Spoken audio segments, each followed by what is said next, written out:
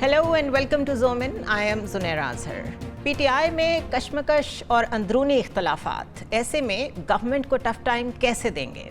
Grand alliance तो नहीं बन सका, मगर मौलाना कहते हैं कि पीडीएम अब भी कायम है।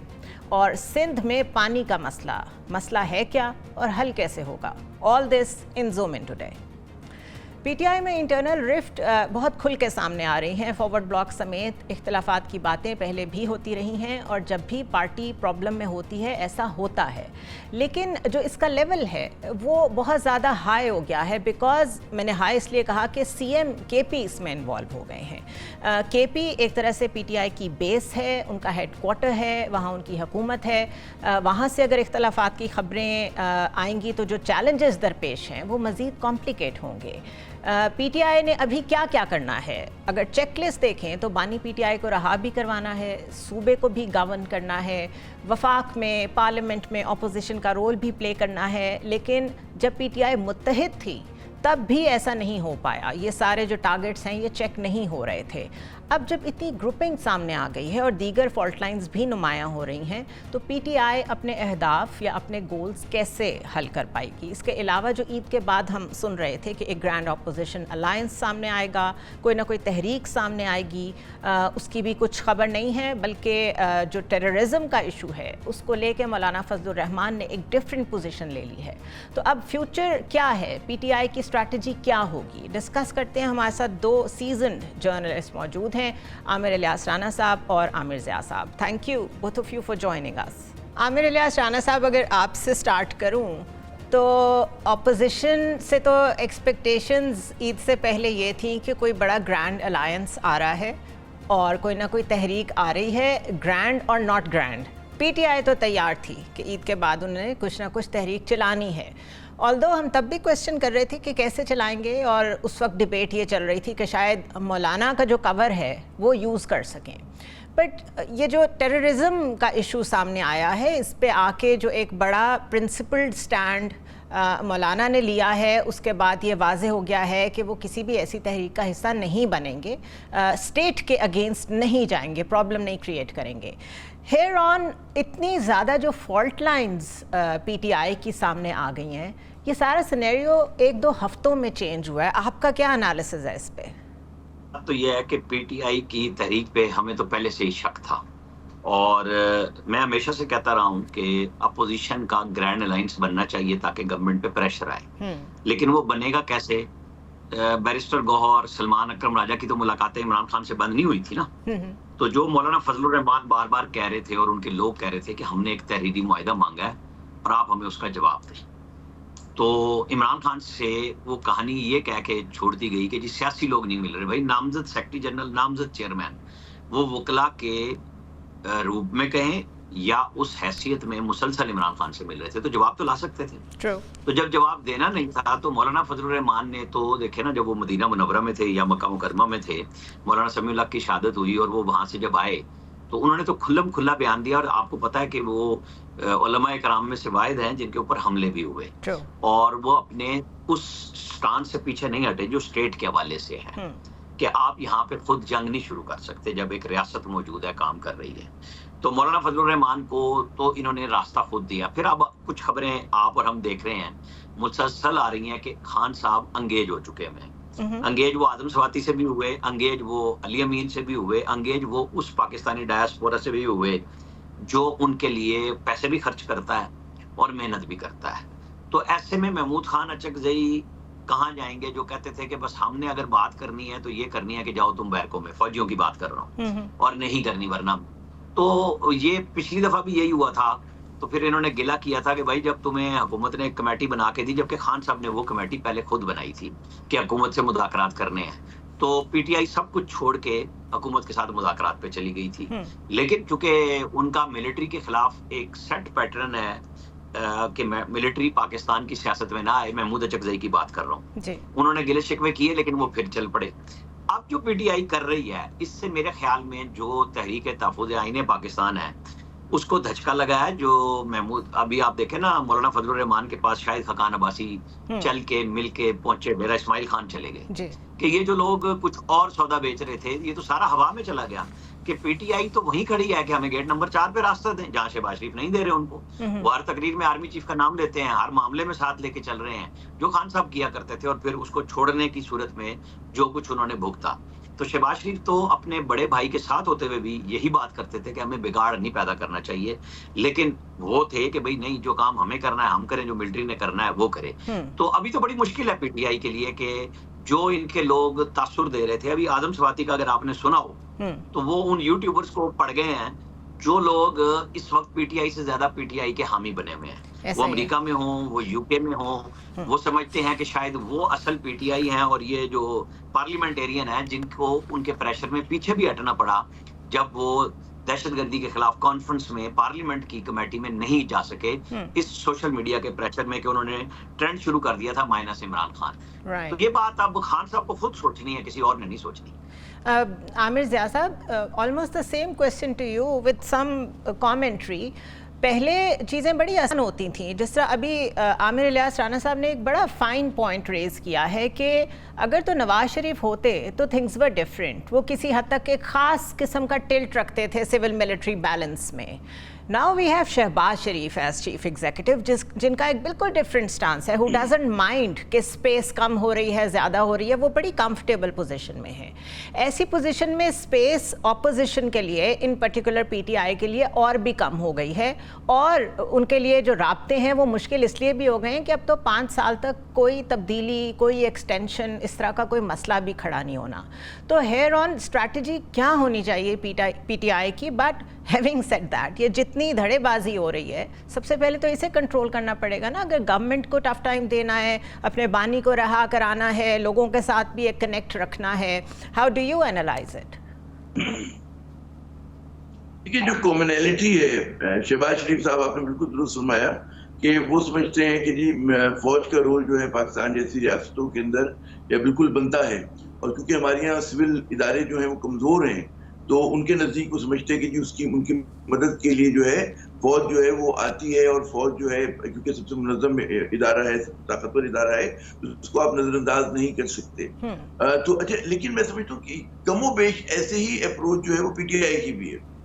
पीटीआई भी यही समझती है, पीटीआई को जो है पर से कोई इतराज नहीं है फौज के किरदार होने पर, मतलब है। और जब भी आप देखें कि जब इमरान खान वजीर आजम थे तो हाइब्रिड रिजीम का जो इल्जाम लगता था वो इन पे ही लगा करता था। शुरुआत यहाँ से हुई थी, अगर आप याद करें। एक फॉर्मल हाइब्रिड निजाम तो पीटीआई के दौर से ही इंट्रोड्यूस हुआ। जी, तो मैं ये करूँ कि इमरान खान को भी इतराज नहीं थे, समझते थे कि जी हम एक, मतलब है बकौल उनके कि हम एक साफ सुथरी सियासी जमात है, उनको एक भरम था, नाज था अपने ऊपर, और जो वो एस्टेब्लिशमेंट है हम ईमानदार लोगों को सपोर्ट करिए, और हमारा और इनका एक फितरी एक इत्तेहाद बनता है। अब वो बहुत सारी वजूहात की बिना पे हम ना जाए उसके अंदर कि वो इत्तेहाद जो था वो टूट गया, वो एक सफा नहीं रहा, वो फट गया वो सफा। अब जो पीटीआई को या इमरान खान को शिकायत थी वो ये थी कि जी जिन लोगों को आप ही रद्द किया करते थे उनको आपने दोबारा लेकर आ गए, और हम जैसे ईमानदार लोग जो है वो जेल में हैं, या हम लोग जो है हमसे हुकूमत ले ली गई है। तो ये उनका जो है पॉइंट ऑफ कंसर्न है। और जब भी, मतलब है, इनको ये मेरा भी बड़े वाज़ेह है इस मामले के ऊपर कि ये समझते थे कि हम एक जिल्टेड लवर वाला, शुरू में जब आपको याद होगा जब बाजवा साहब का दौर था, जो रद्देमल था वो जिल्टेड लवर वाला था कि उसमें नाराजगी का इजहार था, गुस्सा था, उसके अंदर शिकायत थी, उसके अंदर साथ साथ ये आरजू भी थी कि किसी तरह मामला जो है वो ठीक हो जाए। और मगर वो कहते ना कि जो मुहिम जो हुई थी उसकी वजह से चीजें नहीं हो सकी, और उसमें जाहिर है कि कुछ जो और प्लेयर्स उनका भी किरदार था कि उन्होंने चीजों को इतना आसान नहीं रहने दिया। तो जो भी कोई अगर पीटीआई का और एस्टेब्लिशमेंट का उनका जो सेटलमेंट होगा वो, मतलब है, इन दोनों ही के दरमियान होगा, और उसमें जाहिर है कि वो जो आज जो लोग बैठे हुए उनको ये चीज पसंद नहीं है। मगर अगर हम एक ब्रॉडर व्यू लें तो मैं समझता हूँ कि मैं कई बार कह चुका हूँ मुख्तलिफ प्रोग्राम से कि पाकिस्तान का जो सबसे मुनज़्ज़म और मजबूत इदारा है और पाकिस्तान की मकबूल सियासी जमात है, उनके दरमियान कशीदगी, तनाव अच्छा नहीं है मुल्क के लिए, और वो तनाव और कशीदगी दूर होनी चाहिए, कहीं पे एक सेटलमेंट होना चाहिए। वो इसलिए नहीं होना चाहिए कि इमरान खान के ऊपर है हमारे, इमरान खान जो है वो उनकी जरूरत बन गए, बल्कि इसलिए कि पाकिस्तान की सियासत में नॉर्मेलिटी आ जाए, पाकिस्तान के मफाद में है कि जनाब हमारी ये क्राइसिस की बुरानी कैफियत खत्म हो, किसी किस्म के अरेंजमेंट पे समझौता हो कि जनाब इस तरह इलेक्शन होंगे, अगली मरतबा इतने दिनों के बाद होंगे, उसके अंदर मतलब है आप सब लोगों को एक फेयर तरीके से काम करने की इजाजत मिलेगी विद इन दीज पैरामीटर्स, जो भी आप लोग तय कर लेते हैं। राइट, तो वो पाकिस्तान के लिए अच्छे, क्योंकि अभी पाकिस्तान में मसला ये रह रहा है कि हमारे यहाँ कई तरह की, मैं समझता हूँ कि तदाद जो है बहुत ज्यादा बढ़ गए हैं। मैं एग्जैक्टली उसी तरफ आना चाह रही हूँ कि जगह नहीं मिल रही है और सिस्टम के बाहर जो फोर्सेस है वो एक अलग उन्होंने कंट्रडिक्शन बढ़ाया हुआ है। जी आप कुछ फरमा रही हैं। एग्जैक्टली, मैं जो आप पॉइंट कह रहे हैं कि बहुत ज़्यादा कॉन्ट्रडिक्शंस हैं और चीज़ें बहुत ज़्यादा ऐसी फॉल्ट लाइंस की शक्ल में सामने आई हैं आमिर इलियास राना साहब, जिस पे more than ever if I से कि कंसेंसस ज़रूरी है, हर किस्म की जमात का पॉलिटिकल लैंडस्केप का इक्वल पार्ट होना ज़रूरी है। For example look at the terrorism के किस लेवल पे चली गई है वो, स्पेशली जाफर एक्सप्रेस ऑनवर्ड्स, तो काइनेटिक भी और पॉलिसी वाइज भी जिस तरीके से अफगान जो महाजरीन हैं उनको ट्रीट किया जा रहा है, तो बड़ी फर्म पॉलिसी की ज़रूरत है। Any firm policy needs consensus, वो कंसेंसस नहीं है, फिर भी रियासत अपना काम कर रही है। अगर कंसेंसस की ज़रूरत होते हुए भी इतनी स्टबननेस आए ऑपोजिशन की तरफ से, आई मीन मैंने इंटरनेशनली ऐसे क्राइसिस विटनेस किए हैं, जैसे यूके में ब्रेक्जिट हो रहा था, जैसे वहाँ पे कॉन्सर्ट्स पे अटैक्स हो रहे थे, तो जो उन नेशंस में एक चीज़ मैंने देखी है वो ये है कि जितनी मर्जी वो गवर्नमेंट के ख़िलाफ़ हों, ऐसे मौके पे वो सारे एक होते हैं। हम नहीं होते। इस वक्त इशूज़ बहुत बड़े हैं, पानी का मसला है, फूड सिक्योरिटी का इशू तैयार पड़ा है, उस पर कोई बात नहीं करता, टेररिज्म अलहदा है, बलूचिस्तान का इशू अलहदा है, सिंध में पीपल्स पार्टी ने बड़ी मुश्किल से कहा है कि अच्छा हम तो आवाम के साथ खड़े हैं। ये इतनी पोलराइजेशन कंट्रोल कैसे होगी? देखिए, ये बड़ी सादा सी बात हो जाती है कहने में कि एक मकबूल पार्टी है और एक बड़ा अच्छा इदारा है, इनकी सुलह हो जाए, तो वो इदारा घुटनों के बल बैठ के अडियाला जेल चला जाए।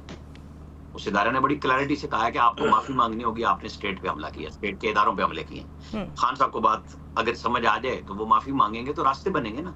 ये तो कोई बात नहीं है कि आप कहें कि जी हम तो जो BLA वाले ट्रेन पे अटैक करेंगे हम उनकी भी सताइश करेंगे, अगर हमारे जनरल सरफराज शहीद हो जाएंगे बलूचिस्तान में तो हम उनकी भी ऐसी की तैसी फेरेंगे। मतलब आपके जो सोशल मीडिया इन्फ्लुएंसर हैं वो तो पाकिस्तान की रियासत और पाकिस्तान के खिलाफ जा रहे हैं, इमरान खान की मोहब्बत कहते हुए। तो जब इमरान खान को ये बात उनके पार्टी लीडर समझाते हैं तो वो भी उनको साइड पे कर देते हैं, उनको लोग समझा रहे हैं, बात करते हैं। तो ये बात तो मैं जो बात जहां मैंने पहले सेगमेंट में खत्म की थी कि ये फैसला इमरान खान को करना है कि उन्होंने पूरा दबाया फौज को, जनरल बाजवा को क्या क्या नहीं कहा, जनरल आसिम मुनीर के बारे में क्या क्या नहीं कहा। आपको पता है जब इनको हटाया था तो इनका नंबर भी बंद कर दिया था, उन्होंने ब्लॉक कर दिया हुआ था। गुस्सा इतना था कि मुझे बता रहे हैं मेरे खानदान के बारे में कि वो कैसे चलेगा, जबकि बड़ी खुशी से कहते थे कि मेरा फोन ISI टेप करती है और बड़ा ठीक करती है। जब टेप करती है तो चीजें सामने भी तो आती है ना भाई। आपकी इजाजत से अगर हो रहा था और आप उसे ऑन कर रहे थे तो फिर आप ठीक कर लेते ना चीजों को। फिर आपके गले पड़ गई वो चीजें, अब आपको समझ नहीं आ रही, आपके लोग आपको बता रहे हैं कि आपको बैठ के बात करनी होगी। आपके बाहर का डायस्पोरा पाकिस्तान का जो है, जो आपके साथ हमदर्दी के जज्बात रखता है, उन्हें भी समझ आ रही है कि आप कब तक इस तरह लड़ाई लड़ेंगे। तो ठीक है, वो तो फिर स्टेट ने तो फैसला किया हुआ है कि ये फैसला आपके ऊपर है कि कब आप माफी मांगते हैं और पॉलिटिकल रास्ता पॉलिटिकल गवर्नमेंट के साथ लेना है आपने। अगर आज आपका ये इल्जाम है कि ये इलेक्शन ठीक नहीं था, तो 2018 में भी लोगों का यही इल्जाम था कि आपको भी लाके बिठा दिया गया था। तो हमारे यहाँ बहुत सारे दानिश्वर कहते हैं जी आप कब तक माजी में रहेंगे। भाई कम से कम जिन दो पार्टियों के दरमियान में तनाज़ा है उनकी तो हम मिसाल दे सकते हैं ना। आप 13 में आपने मुनज़्ज़म धांधली का इल्जाम लगाया, सुप्रीम कोर्ट पे आपने एतमाद किया, उन्होंने कहा मुनज़्ज़म धांधली नहीं हुई। आप इससे पीछे कितना जाएंगे? फिर तो 70 साल पे चलते चले जाएं, यही होगा। लेकिन जहां इमरान खान मौजूद हैं, जहां एस्टेब्लिशमेंट मौजूद है, जहां नवाज शरीफ है, जहां शहबाज शरीफ है, जहां पीपल्स पार्टी है, आप कम से कम उनकी मिसालें तो देंगे ना एक दूसरे के साथ कि जी 2008 में तो आप बाइकआउट कर गए थे, PMLN वापस आ गई थी। आपको याद है जरदारी साहब ने रिक्वेस्ट की थी नवाज शरीफ को कि बाइकआउट मत करें, वो आ गए, लड़ा इलेक्शन। अब हम कितनी मिसालें देंगे कि भाई ये बात हो रही है इमरान खान वर्सेस जो लोग मौजूद हैं या वर्स इमरान खान के जो साथ हैं, हक में हैं, तो हम और आप मिसालें उन्हीं की दे सकते हैं, हम हर एक को नहीं कर सकते। इशू ये है सिर्फ कि जी आपने पाकिस्तान को जो आपने मिसाल दी कि जी बड़ी दुनिया भर में हो जाता है, ये इमरान खान वजीर आजम थे तो दुनिया भर की सारी हमारी पाकिस्तान की सियासी जमातें आके पार्लियामेंट में बैठ गई थी, आर्मी चीफ भी आगे, DG ISI, इमरान खान चले गए। तो उनकी पार्टी ने अब भी वही किया कि अपोजिशन में है, तो उन्होंने कहा नहीं हम तो नहीं बैठेंगे, हमारा तो लीडर ले आओ। लीडर तो वजीर आजम था, तब नहीं बैठता था। तो किस चीज पे आप ट्रस्ट करेंगे, किस चीज को आप बेच रहे हैं भाई? आपको अपने आप को खुद को समझाना है, इनकी लीडरशिप को समझाना है कि उन लोगों के चक्कर में ना पड़े जिनका मफाद इमरान खान के जेल में रहने से वाबस्ता है। राइट ये बहुत ज़्यादा डिबेट होती है कि ऐसे फैक्शंस हैं पीटीआई में जो ऑफ कोर्स नहीं चाहते कि पीटीआई का स्टेटस को तब्दील हो, बिकॉज वो बेनिफिशरी हैं ऑफ द सिस्टम के उनके जो लीडर हैं जो कि सिंगुलर एंटिटी हैं पीटीआई की लीडरशिप में, वो जेल में हैं, इसीलिए उनकी स्पेस बनी है। यही शिकायत जो पीटीआई की पुरानी पॉलिटिकल लीडरशिप है वो भी करती है कि अगर हम मौजूद होते तो मामलात इतने ख़राब ना होते। तो इस कनंड्रम को क्या पीटीआई की लीडरशिप या बानी पीटीआई अंडरस्टैंड कर रहे हैं कि उनको इसे फॉर गुड सॉर्ट आउट करना पड़ेगा, चाहे उसका मकसद उनको जेल से बाहर लाना हो, कोई डील ब्रेक करनी हो? एंड व्हेन आई से डील ब्रेक करनी हो तो this is a fact, deals ही होती हैं। बेशक ऑन द ऑप्टिक्स कोई कहता रहे कि हम कोई डील नहीं करेंगे, it is always about deals. तो ब्रेक के बाद डिस्कस करते हैं आमिर ज़िया साहब से कि क्या ये रियलाइजेशन बानी पीटीआई में मौजूद है। Stay with us. Welcome back to the show once again and quickly I will go back to Aamir Zia साहब। आमिर साहब, डील ही होती है हमेशा, मैं पहले भी यही कह रही थी, तभी पावर स्ट्रगल उसी का नाम है, लेकिन ऊपर से सारे पॉलिटिशियन यही कहते हैं हम डील नहीं करेंगे। तो क्या बानी पीटीआई को इस चीज़ का इदराक है कि जो उनकी करंट स्ट्रैटेजी है वो जो भी थी उसने अभी तक काम नहीं किया था, तो फिर जो भी डील होनी है उसके लिए इंगेजमेंट की तरफ जाना पड़ेगा? और सुन तो हम ये रहे हैं कि ऑलरेडी इंगेजमेंट स्टार्ट हो चुकी है। आप कैसे कॉमेंट करेंगे इस पर? साहब देखिए, डील होना तो बहुत जरूरी है, और वो जब तक डील नहीं होगी तो पाकिस्तान को आगे बढ़ने का रास्ता नहीं मिलेगा। अच्छा, इमरान खान कभी भी एवर्ट्स नहीं रहे डील करने से, तो शुरू से एक ही बात कर रहे हैं ना कि जी हमारी एस्टेब्लिशमेंट के दरमियान मुज़ाकरात होने चाहिए। अब ये बात है कि एस्टेब्लिशमेंट उन्हें क्या ऑफर करती है कि वो जो है जिस कॉर्नर में है उससे उनको निकाला जा सके, और जाहिर है कि वो जाहिर क्विड प्रो को होगा ना कि आप ये करेंगे हम ये करेंगे। मैं नहीं समझता कि अभी तक कोई बहुत ज्यादा एस्टेब्लिशमेंट ने उनको कोई ओपनिंग या स्पेस ऐसी दी हो कि जहां पर उनको फेस सेविंग भी हो रही हो और जहां पर उनको ये भी लगे कि कल को आगे जी मेरे लिए रास्ते खुले हुए हैं। तो अभी तक जो मसला है वो ये कि एस्टेब्लिशमेंट उनको फ्लेक्सिबिलिटी नहीं दिखा रही है और वो अपनी टर्म्स के ऊपर लाना चाह रहे हैं। दूसरी बात ये है कि इमरान खान जो है वो बिल्कुल सरेंडर करने के मूड में आपको नजर नहीं आ रहे कि वो बिल्कुल जिस तरह नवाज शरीफ साहब किया करते थे कि मुल्क से बाहर चले जाएं, या वो मतलब है अपनी चीज मज़ाहमत की बात ही नहीं किया करते थे, खत्म हो जाती थी बात, ठीक है ना। वो ऐसा भी नहीं कर रहे, तो ये एक कॉम्प्लिकेटेड सिचुएशन है। लेकिन मैं फिर कहूंगा कि पाकिस्तान को जरूरत इस बात की है कि इस कंट्रडिक्शन को दूर हो, किसी भी तौर पे ये कंट्रडिक्शन दूर होना चाहिए। हमें जो पीटीआई के लोग इख्तिलाफात को बहुत ज्यादा ओवरप्ले कर रहे हैं, मैं उसको अहमियत क्यों नहीं देता कि जो भी ताल्लुक है पीटीआई की पॉपुलैरिटी का और इमरान खान का, वो बरह रास्त है अवाम के साथ, उस पर ये लीडरशिप काउंट नहीं होती। एक बार इमरान जब भी निकलेंगे, अगर निकलते हैं वो, तो फिर वो चीजें बिल्कुल किसी और तरह से मैनेज हो रही होंगी। और जो लोग उनकी एब्सेंस के अंदर मतलब है they are calling the shots और they are giving the impression कि जी हम फैसले कर रहे हैं, तो उनकी हैसियत नहीं होगी, चाहे वो बाहर बैठे हुए यूट्यूबर्स हों, चाहे वो इस मुल्क के अंदर रहने वाले हों, तो वो चीजें बिल्कुल एक गेम चेंज हो जाएगा। बात होनी है एस्टेब्लिशमेंट और इमरान खान के दरमियान। अब हमारे दोस्त आमिर इलियास राना साहब फरमा रहे हैं, एहतराम करता हूँ कि माफी मांगे कि देखिए जब भी माजी में डील्स हुई हैं, मुझे नहीं पता कि क्या नवाज शरीफ साहब जब वापस आए तो उन्होंने कितनी मरतबा माफी मांगी थी। एस्टेब्लिशमेंट जो होती है वो खुद वो इस तरह की उसमें नहीं चलता, किस चीज की मांगी थी, ठीक है। अच्छा, और जाहिर है कि हम एस्टेब्लिशमेंट आगे बढ़ जाती है, इसके अंदर अगर ये लोग एग्री करते तो ठीक है, आप काम करें। नवाज शरीफ साहब ने भी इसी तरह हुआ था, तहरीरी मुआहदे होते थे उनके, जब कैनी साहब लीड कर रहे थे, जब उनकी वापस आने की तैयारी हो रही थी, तो चीजें सारी इम्कान है तमाम चीजों का। लेकिन फिर एक और एंगल आता है कि जो लोग अभी हुकूमत में है वो गालिबन नहीं चाहेंगे, गालिबन के यकीनन नहीं चाहेंगे अपने in their own enlightened self interest और उनका क्या बनेगा स्पेस मिले उन्हें, तो उन्हें तो ये पोजीशन सूट करती है ना कि उनका बिल्कुल आप देखें कि उनकी पॉपुलैरिटी जमीन पर आके गिर गई है। वो लोग जो है मतलब है कोई एक अपना रिदम नहीं बना पा रहे हैं, हर चीज पर उनके इतराज हो रहा है, जो फैसले वो कर रहे हैं उससे मजीद तनाज़े जन्म ले रहे हैं, नए नए कंट्रडिक्शन बजाय रियासत अपने कंट्रडिक्शन को रिजॉल्व करने के बढ़ा रही है। तो अब इस इंतहाई पेचीदा सूरत हाल में या तो हम लोग कहें कि जी आप ये करें आप वो करें, आपको पाकिस्तान के मुतालिक सोचना चाहिए, अपनी अनाओं को कुर्बान करना चाहिए। एस्टेब्लिशमेंट भी जगाते भाई, ये बिल्कुल नहीं हमारा मकसद है कि एस्टेब्लिशमेंट घुटनियों पर आए या फला घुटनियों पर आए, इसकी कोई जरूरत नहीं होती है। आप ये देखते हैं कि अब आगे चल के हमें क्या करना चाहिए और मूव ऑन करना बड़ा जरूरी है। आमिर इलियास राणा साहब रिस्पॉन्ड करना चाह रहे थे। आपने कहा कि नवाज शरीफ ने किस चीज़ की माफ़ी मांगी थी वापस आने के लिए, तो आमिर साहब आपके पास कोई ऐसी इन्फॉर्मेशन है कि उन्होंने किस चीज़ की माफ़ी मांगी थी? देखिए मैं आपको बताता हूँ, जब हम कह रहे थे ना कि आर्मी ने, और ये मैंने नहीं कहा, DGISPR ने कहा कि आपको कौम से माफी मांगनी पड़ेगी और आइंदा के लिए यकीन दिलाना पड़ेगा। वो मौजूद है ना वीडियो सबके पास कि आप दोबारा ये काम नहीं करेंगे। क्या नवाज शरीफ, क्या बेनजीर भुट्टो मरूमा, क्या आसिफ जरदारी ने पाकिस्तान की, इनके साथ सब कुछ हुआ, हुकूमतों से निकाले गए, पाकिस्तान के खिलाफ कोई काम किया? क्या पाकिस्तानी डायस्पोरा को मूव किया इस तरीके से जिस तरीके से ये मूव कर रहे हैं? ये बुनियादी फर्क जब तक हम नहीं रखेंगे, सियासी जमात का एस्टेब्लिशमेंट के साथ जिन ये ताल्लुक है, भाई पहले फौज ने तय किया कि हमें गलती कर चुके। आपको याद है DGISPR और DGISI की फकीदुल मिसाल प्रेस कॉन्फ्रेंस, जिसमें उन्होंने कहा कि हमने आइंदा आने वाली लीडरशिप के लिए भी तय किया कि हम सियासत में नहीं आएंगे। वो आपको बार बार कह रहे हैं, मैं और आप अपनी जगह पे सियासत की बात करते रहे। उन्होंने एक डिसीजन लिया और पब्लिक में आके कहा कि हम इमरान के साथ नहीं चल रहे, कि हमें तो लामुतनाही एक्सटेंशन की ऑफर की गई है। मैं जनरल बाजवा के दौर की बात कर रहा हूँ। दूसरे को तो वो रुकवाने के लिए 26 नवंबर को पहुंच गए थे पिंडी में कि हमने तो आपको आर्मी चीफ नहीं बनने देना। और अब क्या क्या रास्ता नहीं इख्तियार किया। नवाज शरीफ ने जब मुजाहिमत की, वो बार बार हमारे दोस्त एंकर कहा करते हैं कि जी वो तो मरियम नवाज कहती थी मुजाहिमत होगी तो मुफाहिमत होगी। अरे भाई, आपने मुजाहिमत के चक्कर में पाकिस्तान को रगड़ने की कोशिश की थी, आपकी मुजाहिमत नाकाम हो गई। अब आपको उनकी शराइत पे जाना पड़ रहा है। मकबूलियत आप ले लें, जहां मर्जी आप जाके वोट डलवा लें अपनी मकबूलियत के लिए। इशू ये है कि क्या आपको रियासत ने रास्ता दे दिया?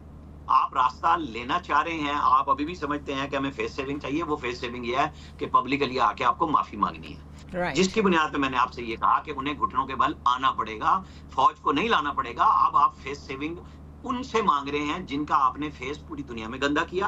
आप उनको पता नहीं क्या क्या कहते हैं, आज भी आपके लोग नहीं रुक रहे, तो वो कहते हैं ठीक है, फिर आपसे जो जोर होता है आप लगाइए। लोगों ने उम्मीदें नहीं लगाई थी ट्रंप जीत जाएंगे, आ जाएंगे बाहर। 20 जनवरी से 20 फरवरी की तारीखें दी बड़ी बड़े लोगों ने। इनके तमाम वकला ने हर महीने की हर डेट नहीं थी जैसे शेख रशीद दिया करते थे।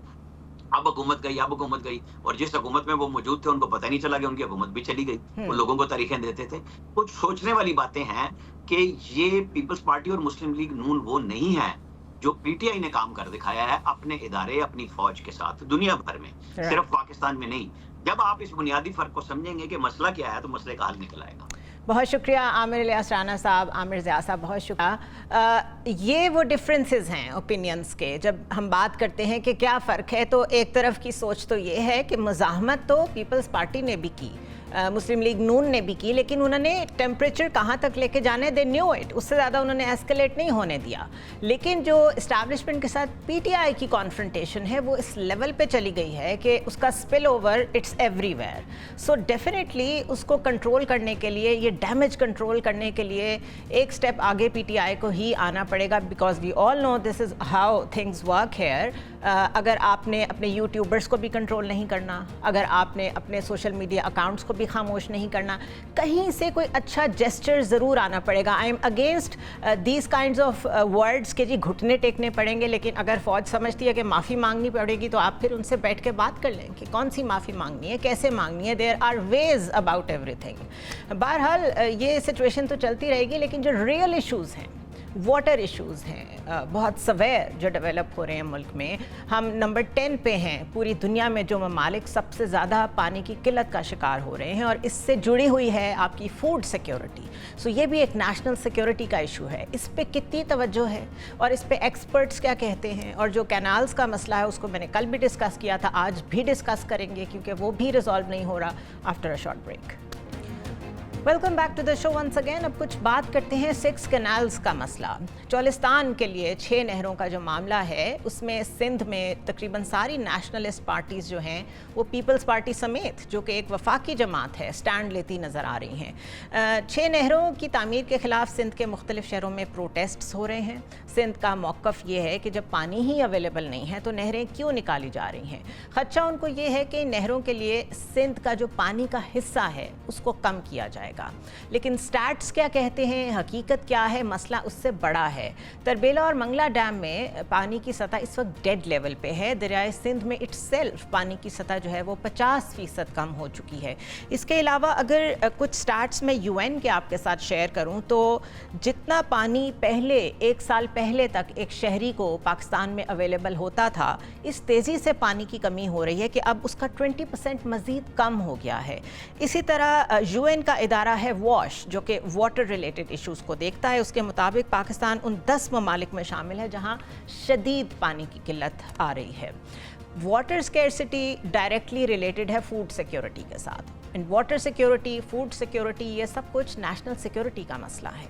इस पे एक्सपर्ट्स क्या कहते हैं ये भी जानने की कोशिश करते हैं मुख्तसरन, और इसके ऊपर सिंध गवर्नमेंट का क्या मौक़िफ़ है उसको भी जानते हैं। हमारे साथ मौजूद हैं Mohammad Abdullah, he is a water expert, और उसके साथ जाम खान शोरो साहब, minister of irrigation from Sindh, हमें ज्वाइन कर रहे हैं। Thank you so much for joining us. अच्छा Abdullah, thank you so much for joining us. सबसे पहले तो अगर आप बिल्कुल कॉमन लेमैन अप्रोच में ये बताएं कि ये जो 6 कैनाल्स का इतना बड़ा इशू शुरू हो गया एकदम से, ये है क्या? बहुत शुक्रिया मुझे बुलाने के लिए। अगर मैं आपको लेमैन ज़ुबान में बताऊं तो हम देखते हैं कि हमारे दरिया हैं जिसमें हम देखते हैं कि वो खुश्क रहते हैं, लेकिन जो हमारा नहरी निज़ाम है उसमें पानी रहता है। उसकी वजह या तो पानी दरिया में होगा या तो पानी नहर में होगा। फॉर एग्ज़ाम्पल लेट्स से कि मेरे पास एक ग्लास है, दिस इज़ माय सोर्स, और इसके अंदर लेट्स से अगर हम अपनी उस टर्म्स में बात करें, इन टर्म्स ऑफ इंडस का जो हमारा सिस्टम है 145 मिलियन एकड़ फीट। अब अगर ये टोटल एक हमारा ग्लास है, इसमें से ही मैंने अगर पानी को इस्तेमाल करना है तो जब मैं यहाँ से ही पानी निकालूंगा तो वो एंड तक टेल तक नहीं पहुँच पाएंगे, क्योंकि this is my basic reservoir, this is my basic source. तो यह पानी एक एट अ टाइम आपके पास दरिया में होगा या एट अ टाइम आपके पास नहर में होगा। तो हम जो कहते हैं हमारे पास दुनिया का सबसे बड़ा नहरी निज़ाम है, that is actually true, but आज के दौर में वो एक्सपायर हो चुका है। ओके, उसकी वजह क्या? उसकी वजह यह है कि अगर आज के दौर में मैं आपसे कहूँ कि आपको दुनिया का सबसे बड़ा टाइपराइटर चाहिए और you will prefer Microsoft word, आपको प्रिंटर पसंद है, या आज के दौर में भी एक आदमी हो सबसे बड़ा रिडंडेंट हो गया है, वो खत्म हो चुका है, एक्सपायर हो चुका है। क्यों? क्योंकि हम जो पानी इस्तेमाल करते हैं सैराब करने के लिए फसलों को, वो टेक्नोलॉजीज नहीं है। ठीक है, 6 इंच के ऊपर जो है चावल उग रहा है, हमारा आज भी जो है वो घुटनों घुटनों तक पानी लगा के तो वो कहते हैं मुंजी लग रही है। हमारी जो ये 5 मेजर क्रॉप्स हैं, first of all problem is के हमारा जो वाटर सिस्टम है उसका 90% जो डिज़ाइन है डैम्स का अभी फॉर एग्रीकल्चर है, उसका इसी वजह से हमारे जो लोग हैं, लोगों के पीने के पानी में बहुत ज़्यादा मसला आ रहा है। There is no dam which is actually designed for drinking water. अच्छा, ठीक है, जिसकी वजह से जो सिंध के लोग हैं वहाँ टेल तक पानी पहुँचते पहुँचते बहुत ज़्यादा दूर हो जाता है। तो यही वो प्रॉब्लम है जिसकी वजह से वो इन 6 कैनाल्स के खिलाफ I am totally with people of Sindh. उनको पानी नहीं मिल रहा था और ऊपर से कैनाल्स निकाल। फॉर एग्जांपल यहाँ से अगर एक ऐसे स्ट्रीम बह रही है और मैं यहाँ से उसमें कट लगा के पानी चोरी करना शुरू कर देता हूँ, लेट से 10 लीटर पानी जाए जिसमें से ऑलरेडी जो है मैं 2 लीटर ले रहा हूँ और उनके पास 8 लीटर जा रहा है जो उनके लिए जरूरी नहीं है। अब मैं 6 लीटर और निकाल लूंगा, 8 तो मैंने ले ली, उनके पास पीछे 2 लीटर बचेगा। This is like in very simple words. Right, Jam साहब, हम कॉन्सेप्चुअली अभी समझाने की कोशिश कर रहे थे व्यूअर्स को कि ये प्रॉब्लम है क्या। अब क्योंकि आप तो डायरेक्टली इन्वॉल्व हैं इस सारे मैटर में, ये काफ़ी पोलिटिसाइज हो गया है मसला और सिंधी नेशनलिज्म इसके इर्द गिर्द इकट्ठा हो गया है। आपको लगता है गवर्नमेंट आपकी सुनेगी? देखें, पहले तो ये बात हमें समझनी चाहिए कि ये सियासी मसला नहीं है, it's a pure technical issue. क्या पाकिस्तान में वो लोग भले बना रहे हैं इसको, लेकिन इट्स प्योर टेक्निकल इशू। क्या पाकिस्तान में, और सियासत कोई खराब चीज नहीं है, सियासत होनी चाहिए, सियासत के लिए मुल्क बनाए, सियासी तौर पे ये मुल्क बनाया गया है। देखिए, क्या पाकिस्तान में, जैसे हमारे अब्दुल्ला भाई ने कहा कि पाकिस्तान में इस सिस्टम में पानी अवेलेबल है या नहीं है। अगर इस सिस्टम में पानी अवेलेबल नहीं है, कौन सा पानी अवेलेबल नहीं है? पहला वो पानी अवेलेबल है जो 1991 के अकॉर्ड में हमने सूबों को डिस्ट्रीब्यूट किया था। जी नहीं, इर्सा कहती है कि वो पानी अवेलेबल ही नहीं है जो सूबों को हम दे सकें। राइट, जो 1991 के अकॉर्ड में हमने डिस्ट्रीब्यूट किया था, कितना डिस्ट्रीब्यूट किया था? 114 MF हमने डिस्ट्रीब्यूट किया था। पंजाब का कितना था? 55। सिंध का कितना था? 48.76। बलोचिस्तान का कितना था? 3.87। खैबर पख्तूनख्वा का कितना था? 5 पॉइंट समथिंग। ये अगर आप ऐड करेंगे तो 114 हो जाएगा। 10 हमने लिखा था environmental flows, down stream Kotri, जो दुनिया सबसे ज्यादा एम्फेसाइज करती है वो आपके पानी करती है डेल्टा के लिए एम्फेसाइज। साइंटिस्ट जो करते हैं, वाटर एक्सपर्ट्स करते हैं, वो कहते हैं डेल्टा का पानी तो सबसे जरूरी है। तो ये 124 mf पानी हमने 1991 में हमने डिस्ट्रीब्यूट किया था। आज वो पानी अवेलेबल है? इर्सा कहती है नहीं है अवेलेबल। कितना अवेलेबल है? 100 mf, कभी 95 mf। क्या ये जो मौजूदा पानी है, आज से 50 साल पहले जो हम पानी इस्तेमाल करते थे कैनाल्स के लिए, वो है? दूसरा सवाल मेरा ये, 1977 से लेके 82 तक वो भी नहीं है। वो कितना था? 105 mf। तो आज से 50 साल वाला पहला भी नहीं है जो 1977 से लेके 82 तक करते थे। 50 साल तो बहुत ज्यादा आप कह रहे हैं। 10 years बैक भी अब जो सिचुएशन थी वो आज नहीं है। मैं वही कह रहा हूं। तो क्या इस माहौल में जो मौजूदा कैनाल्स का पानी हमने डिस्ट्रीब्यूट किया था वो पानी अवेलेबल है? जी नहीं है। जो जमीनें हम 50 साल पहले आबाद करते थे कैनाल्स के ऊपर, उसका पानी अवेलेबल भी नहीं है। तो वे फॉरवर्ड क्या है? जैसे आपने अब्दुल्ला भाई से पूछा, बिल्कुल आपको हाई एफिशिएंसी इरिगेशन सिस्टम पे जाना पड़ेगा, आपको ट्रांजैक्शन करनी पड़ेगी आपके कन्वेंशनल सिस्टम्स पे, आपको सीड करना पड़ेगा। आप चावल के ऊपर बहुत ज्यादा, मैं आपको एक फिगर दे दूं, बड़ी अलार्मिंग फिगर है। 1990s में पंजाब के अंदर 30 लाख एकड़ पे चावल होता था, आज 70 लाख एकड़ पे चावल हो रहा है। 8 लाख 9 लाख एकड़ पे मकई होती थी, आज 30 लाख से ऊपर मकई हो रही है। क्या पंजाब के अंदर, जो पंजाब के अंदर, सेंट्रल पंजाब के अंदर, साउथ पंजाब के अंदर पानी अवेलेबल है जो 1991 के अकार्ड में श्योर किया गया था? नहीं है। तो वो नई जमीन आबाद करने के लिए कहां से पानी लेके आएंगे? अच्छा, आपने तो शुरू में कहा और बिल्कुल दुरुस्त कहा कि टेक्निकल इशू है, बट द थिंग इज कि टेक्निकल इशू को टेबल पे बैठ के रिजॉल्व करने की ज़रूरत है ना, और ये इतना सादा नहीं है, इसमें मेजर इंटरवेंशन की ज़रूरत है। हम जिस तरफ जा रहे हैं, जिस स्कैरसिटी की तरफ जा रहे हैं, इसमें जब तक बिल्कुल 180 डिग्री के चेंज पे नहीं जाएंगे मसला हल नहीं होगा। आपको कोई थोड़ी सी आमादगी भी नज़र आ रही है कि गवर्नमेंट को अंदाज़ा है कि ये मामला कितना सवेर है और इसके ऊपर बैठने को तैयार है वो? देखिए, सिंध गवर्नमेंट का केस जून से सीसीआई के अंदर है। बहुत सारे लोग तो अब जाके इसके ऊपर सियासत कर रहे हैं। सिंध गवर्नमेंट ये केस जून 2024, मार्च में हमारी गवर्नमेंट आई है, जून 2024 में हम ये केस सीसीआई में लेके गए हैं और सीसीआई की मीटिंग नहीं हो रही अभी तक नहीं। सीसीआई की मीटिंग हो, हाँ, तो उसके ऊपर डेलिब्रेशन होंगे। सिंध का केस इतना बड़ा स्ट्रांग केस है। अगर आप फ्लड कैनाल बनाना चाहते हैं तब भी फ्लड का पानी आपके पास अवेलेबल नहीं है। फ्लड आता है 10-15 साल में एक दफा, तब तक आप कैनाल बनाएंगे और इंतजार करेंगे फ्लड आए। अब्दुल्ला की एक्सपर्टीज है फ्लड वाटर्स में, तो ये जो कहा जा रहा है कि हम असल में तो ये इसलिए कर रहे हैं कि हम फ्लड वाटर को यूज करेंगे, ये एक्सप्लेनेशन ठीक है? मुझे बहुत खुशी है कि उन्होंने मेरी बात को सेकंड किया है। जो भी इरिगेशन वाली वो सारी थी और मैं बिल्कुल उनके साथ हूँ। अगर आप मुझे थोड़ा सा टाइम दे हर चीज़ एक्सप्लेन कर। जो फ्लड वाली बात है, simple answer is no, it's not possible. It's not possible. Flood irrigation is totally different. वो आप नॉर्मल जगहों पे कर सकते हैं। जो चोलिस्तान में वो बनाना चाह रहे हैं, चलिए मैं इसको टेक्निकली एस्पेक्ट में जो है मैं इसको थोड़ा थोड़ा आपको एक्सप्लेन करता हूँ कि why it's not possible. India ने अपने चोलिस्तान को सैराब करने की कोशिश की, नाकाम हो गया।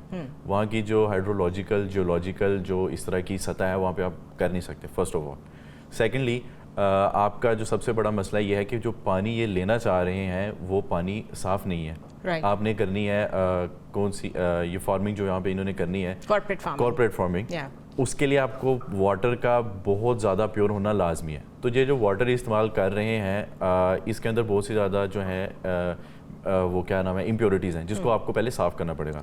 आपको 3 तालाब चाहिए। एक पहला तालाब जो मिनिमम 4000 क्यूसिक मीटर पानी को उसमें लेगा। दूसरा जहाँ पे वो सारे पोरस स्ट्रक्चर को बैठेगा, सैंड, सिल्टिंग, उसके अंदर algae, microbiologies, all those things. Third pond जहाँ पे वो साफ होकर निकलेगा और फिर नहर होगी। जो नहर होती है, ऐसा कोई सिस्टम पाकिस्तान में इस वक्त मौजूद नहीं, मौजूद नहीं। जाम साहब, हमारे पास वो स्ट्रक्चर्स नहीं हैं जिसकी बुनियाद पे ये नई बातें की जा रही हैं। तो इसलिए मैं कह रही थी कि ये पॉलिटिक्स हो रही है। This is why I said there is nothing wrong with the politics, जो सही वाली होती है। बट जब आप एक गलत इन्फॉर्मेशन को जस्टिफाई करने के लिए उस पर पॉलिटिक्स करते हैं, उसके मैं खिलाफ हूँ। तो आज जो इरिगेशन मिनिस्टर हैं पंजाब के, उन्होंने तो कालाबाग डैम को भी दोबारा इनिशिएट करने को कह दिया। अभी ये मसला रिजॉल्व नहीं हुआ। मैं देखें इस पे, अच्छा देखिए जी जाम साहब, it's very unfortunate. Abdullah input देना चाह रहे हैं, भले दे दें अपना, फिर मैं नहीं, go ahead, please go ahead. तो देखें, आज क्या हमारे मौजूदा डैम भरने का पानी हमारे पास अवेलेबल है? तरबेला और मंगला 2 बड़े स्ट्रक्चर है हमारे पास। इनके लिए पानी की अवेलेबिलिटी जैसे डेड लेवल पे चले गए। क्या एवरेजली हम तरबेला और मंगला को पूरा कर सक रहे हैं, भर सक रहे हैं? No. डेटा ये कहता है कि तरबेला डैम साल में एवरेजली 25 सालों का डेटा मैं आपसे शेयर कर रहा हूं, साल में एवरेजली 17 दिन तक भरा जा सका। एवरेजली किसी साल में 30 दिन, किसी में 50 दिन, लेकिन एवरेज निकालेंगे तो 17 दिन तक भरा जा सका। मंगला सिर्फ 4 दिन तक भरा जा सका एवरेजली। उस सिनारियो में आप जो नए डैम बनाने की बात करते हैं, तो क्या उन डैमों के लिए पानी है? इसी वजह से 3 असेंबलियां कालाबाग डैम को रिजेक्ट कर चुकी हैं, टेक्निकल एक्सपर्ट रिजेक्ट कर चुके हैं, वाटर एक्सपर्ट रिजेक्ट कर चुके हैं। आपके पास क्लोज इंडस बेसन को आज क्लोज बेसन ट्रीट करना चाहिए, क्योंकि एग्जॉस्ट हो चुका है। हम उसके 3 tribal trees Indus water treaty में इंडिया को दे चुके हैं। हमारे नेबरिंग कंट्री अफगानिस्तान, इंडस में अब सबसे बड़ा बेसन में सबसे ज्यादा पानी आ रहा है काबुल रिवर का। अफगानिस्तान हमारे दुश्मनों के साथ मिलकर वहां पे इलीगल डैम बनाने की कोशिश कर रहा है। तो आप इस सिनारियो में आपको एक बहुत बड़ी जंग लड़नी है पानी की अवेलेबिलिटी के ऊपर। आपके पास पानी अवेलेबल नहीं है मौजूदा सिस्टम को देने के लिए, तो आप इस सिस्टम को क्लोज ट्रीट करें, मौजूदा कैनाल सिस्टम को बचाने की कोशिश करें, मौजूदा जमीनों को बचाने की कोशिश करें, ट्रांजैक्शन करें हाई एफिशिएंसी इरिगेशन पे। जो हमारे पास 80% गरीब फार्मर है, जिसकी जमीन 25 एकड़ से नीचे, पाकिस्तान की जो टोटल जमीन इरिगेट होती है उसका 80% फार्मर गरीब है, जिसकी होल्डिंग 25 एकड़ से, उसको फैसिलिटेट करके उनको आप हाई एफिशिएंसी इरिगेशन सिस्टम दें। आप उसको टनल फार्मिंग के ऊपर लेके जाएंगे, पाकिस्तान की एक्सपोर्ट बढ़े। आप लोअर राइपेरियन सिंध तबाह हो चुका है, हमारे पास 1 करोड़ 30 लाख एकड़ जमीन आबाद होती थी। करते हैं कि हम एग्रेरियन सोसाइटी हैं और हम ये सब नहीं कर रहे, तो फिर वो क्लेम किधर जाएगा? एंड ऑलरेडी जो कुछ हो रहा है दुनिया में टैरिफ्स की शक्ल में, टेक्सटाइल के ऊपर जो इस वक्त बर्डन आने वाला है, उसको देखते हुए अब्दुल्ला, लास्ट क्वेश्चन, बहुत मुझे ब्रीफ बता दें, हमारी वाटर पॉलिसी रियलिटी के साथ सिंक्ड है? बिल्कुल भी नहीं है। जो वो बात कह रहे हैं डैम की, मैं उनके बिल्कुल साथ हूँ।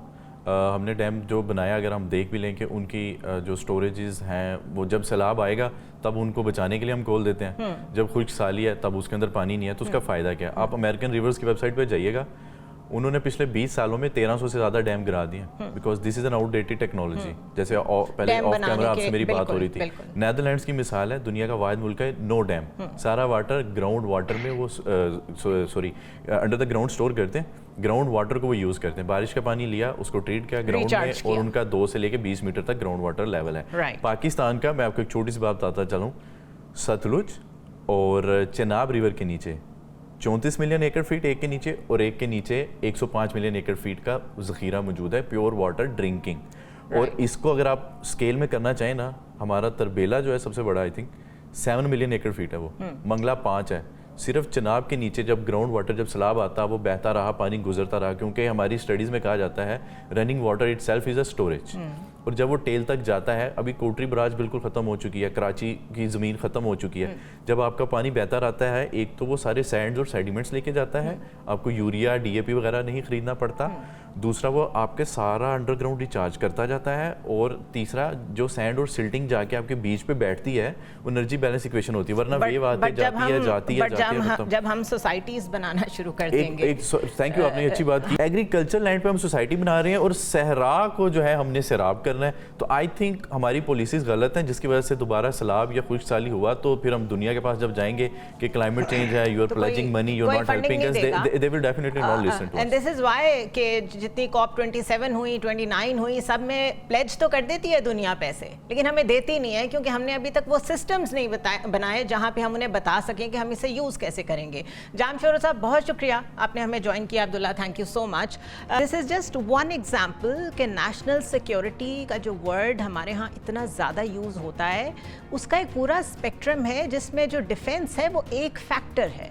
Food security, water security, human development, इतना बड़ा स्पेक्ट्रम है जो एक दूसरे से जुड़ा हुआ है। और ये जो कैनाल्स का मसला शुरू हुआ है, अगर इसी को लेके सिर्फ वाटर के मसले को ही आज एड्रेस करना शुरू करें, तो मेरा ख्याल है उसमें 10 years लग जाएंगे। But we have to start now. ये सेंसिटाइजेशन लेट्स होप हमारे पॉलिसी मेकर्स में भी हो और गवर्नमेंट में भी हो। I will see you next time.